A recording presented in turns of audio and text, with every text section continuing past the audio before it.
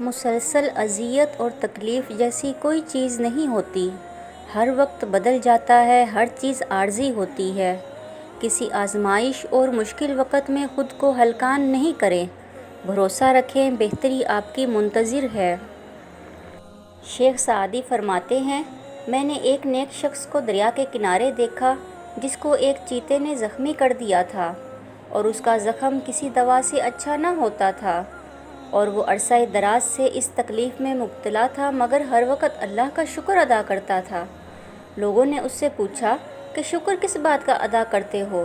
اس نے جواب دیا، اس لیے کہ مصیبت میں مبتلا ہوں، نہ کہ گناہ میں۔ آپ روزانہ رات کو سو جاتے ہو اور صبح کو جاگ جاتے ہو۔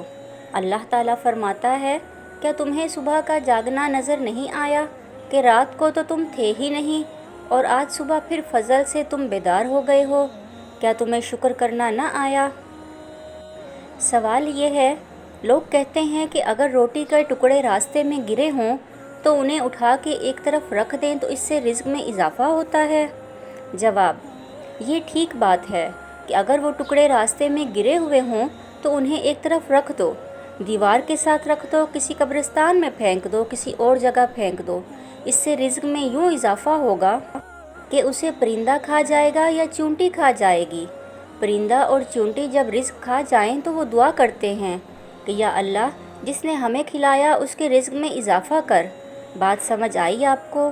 اس لیے جب رزق میں کمی آ جائے تو دانہ چونٹیوں کے بلوں میں لے جاؤ۔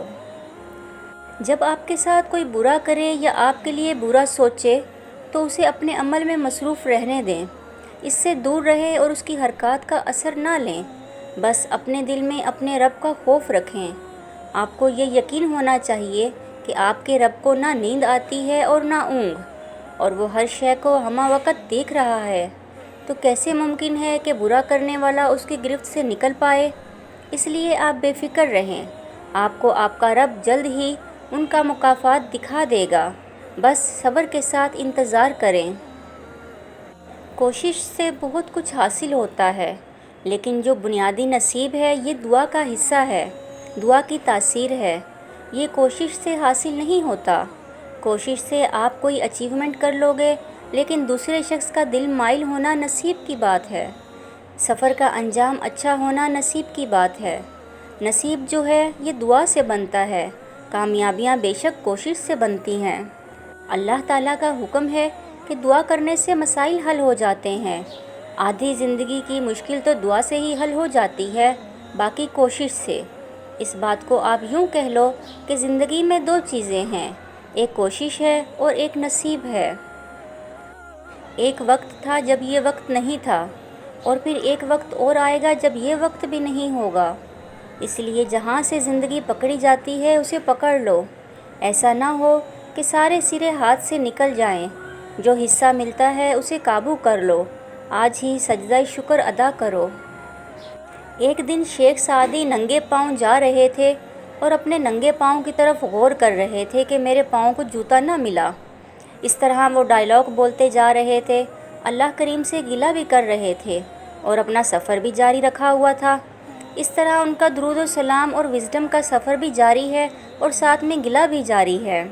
آگے جا کر دیکھتے کیا ہے کہ ایک لنگڑا شخص ہے جس کے پاؤں ہی نہیں ہیں، تو انہوں نے وہیں سجدہ کیا کہ یا اللہ، تو ہے، بے نیاز ہے، میں یہاں پر راضی ہوں کہ میرے پاؤں تو ہیں، مجھے آگے نہ لے جانا، بس مجھ پر مہربانی فرما۔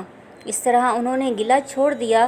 تو جو شکر کرنے والے ہیں وہ دانا لوگ ہوتے ہیں، کیونکہ انہیں پتہ ہوتا ہے کہ اس تکلیف سے آگے بھی تکلیف کا مقام ہے، لہٰذا یہیں پر ہی نجات پا جاؤ۔